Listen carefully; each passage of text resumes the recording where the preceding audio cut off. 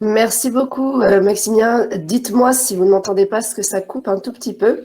On entend bien. Merci et bonjour à tous. Je suis vraiment ravie d'être tant mieux. Parmi vous ce matin. Je suis venue vous dire qu'on a besoin de vous, évidemment, dans notre région. Je vais effectivement commencer par faire un point sur la situation, ce qui va renforcer voilà, mon message envers vous tous, entrepreneurs, évidemment, pour contribuer à cette relance. On est aujourd'hui dans une situation un peu complexe au niveau de la région Île-de-France. C'est la première fois dans une crise économique que c'est la région la plus impactée. C'est la région la plus impactée de par la structure de son tissu économique. On est une région monde, on est la première région touristique mondiale, donc forcément quand les frontières ferment, eh bien tout s'écroule. On a 14 millions de touristes en moins, 6 milliards de pertes rien que sur le premier semestre, avec toutes les conséquences que ça peut avoir sur tout le reste de la chaîne, sur l'événementiel, évidemment.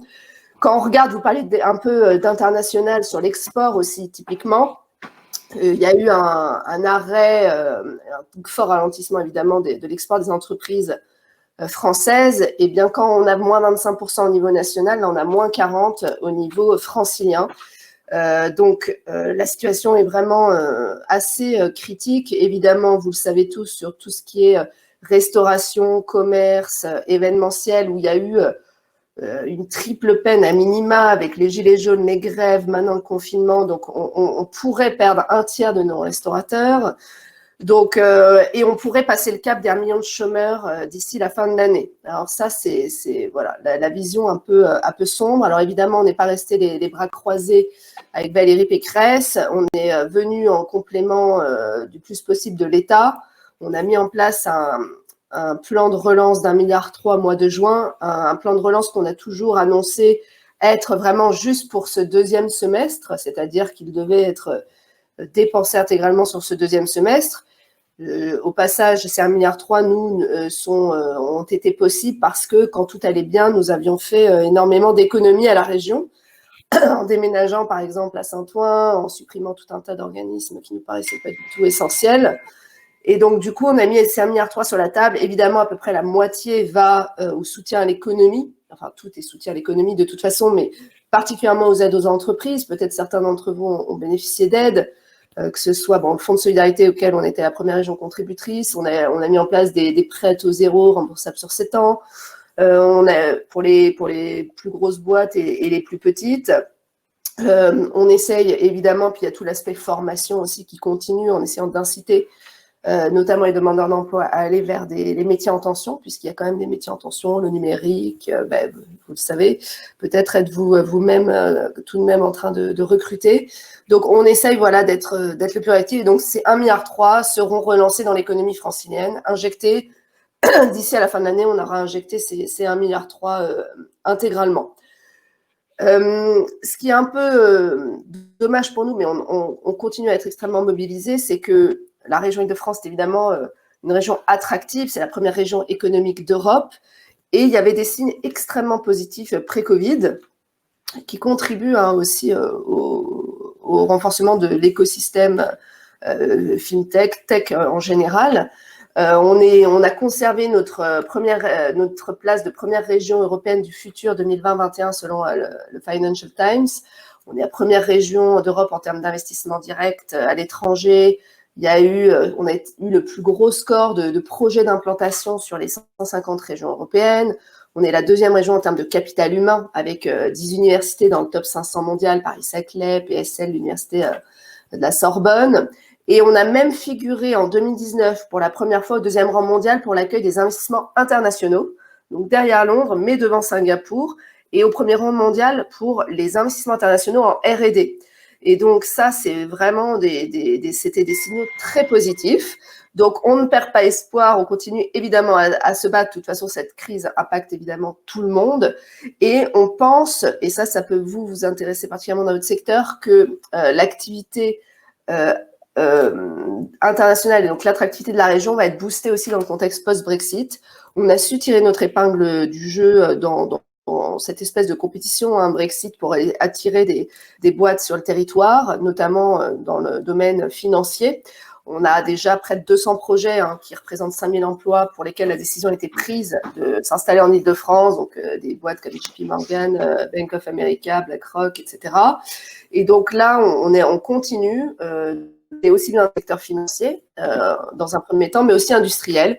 Et donc, tout cela me fait dire, en plus avec ce fameux vaccin qui a commencé hier pour certains pays, il y a des signes d'optimisme. Et ces signes d'optimisme, ils vont venir évidemment aussi de vous et de votre capacité à innover en tant qu'entrepreneur. Donc, nous, notre job en tant que région, en lien avec les pôles de compétitivité avec lesquels, évidemment, on travaille main dans la main, c'est de vous faciliter la vie, que ce soit en termes d'environnement, en termes de simplicité à des aides publiques, pour évidemment faciliter cette innovation. Donc, pour nous, l'innovation, avec Valérie Pécresse, c'est vraiment au cœur de toutes nos politiques, quelles qu'elles soient, pas que le développement économique, c'est évidemment une thématique transversale. On croit beaucoup à ce cercle vertueux de l'innovation et au rôle d'entraînement qu'elle peut avoir dans le développement des territoires, des villes, évidemment des entreprises. Et donc, de par nos atouts, j'en parlais tout à l'heure, les talents, on a 40% de la recherche française, on est la première région d'Europe en termes de dépenses en R&D.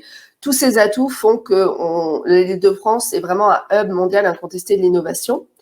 On se bat avec des très grands, on est en compétition avec de très grands, on a d'énormes atouts sur l'IA, notamment, je pense que certains d'entre vous sont aussi intègrent l'IA évidemment dans leurs solutions.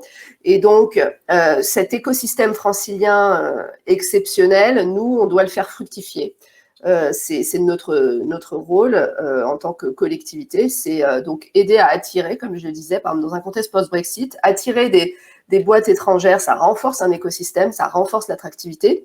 C'est aussi vous aider à grandir, et aider aussi à animer l'écosystème en lien avec les pôles de compétitivité.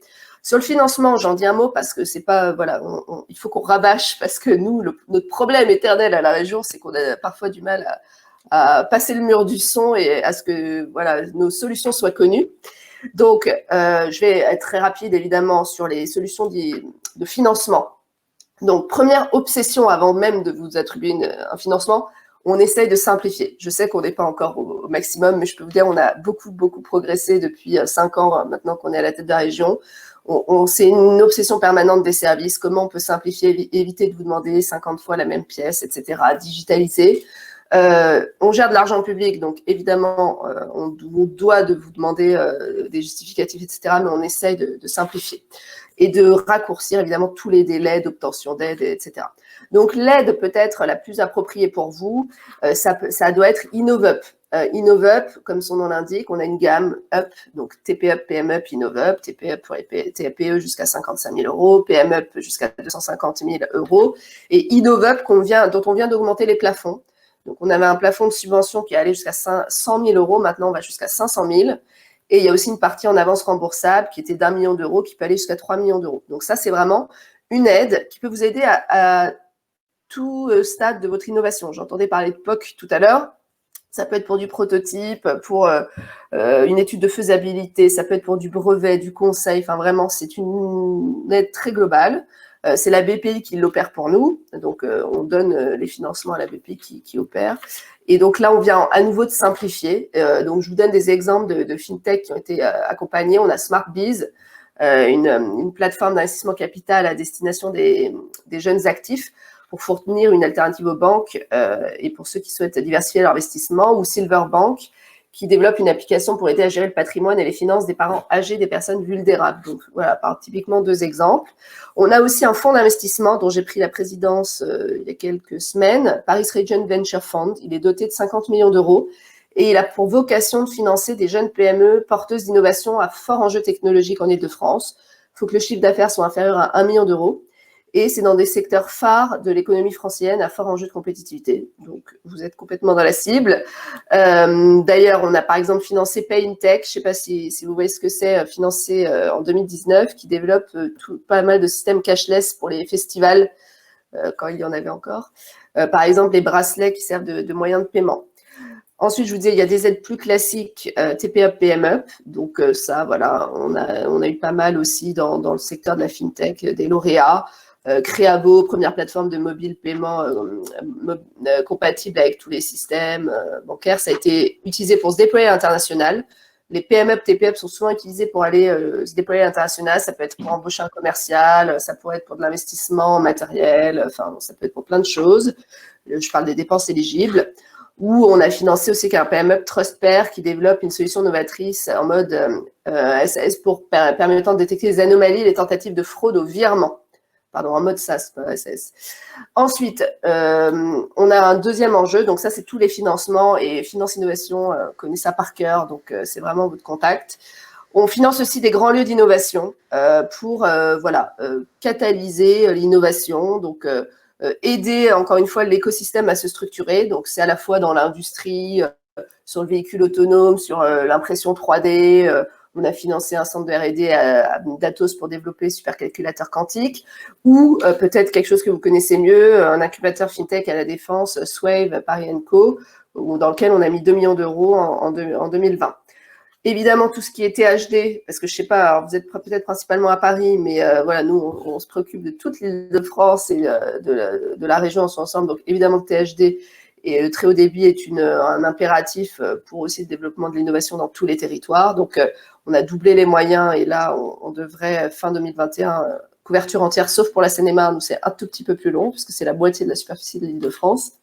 Et puis, tout ce qui est réseau d'incubateurs et d'accélérateurs. Je finis, désolée, j'étais un petit peu longue, je crois.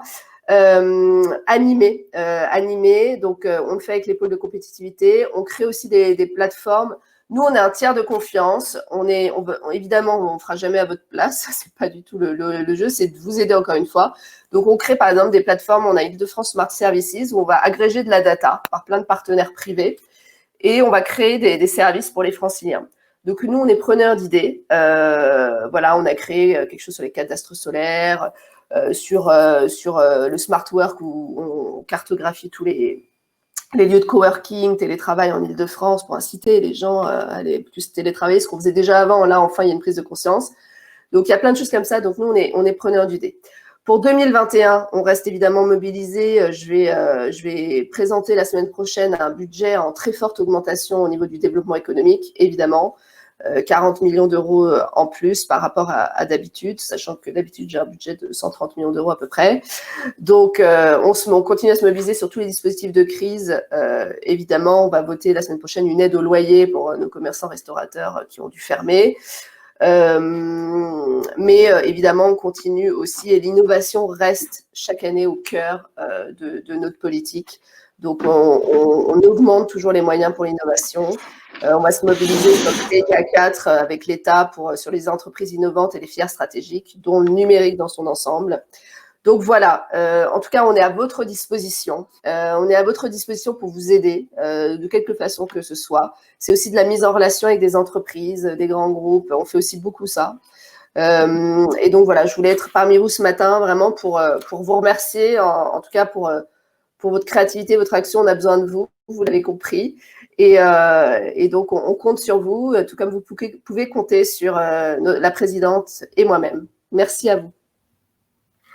Merci infiniment, Alexandra, d'être intervenue ce matin.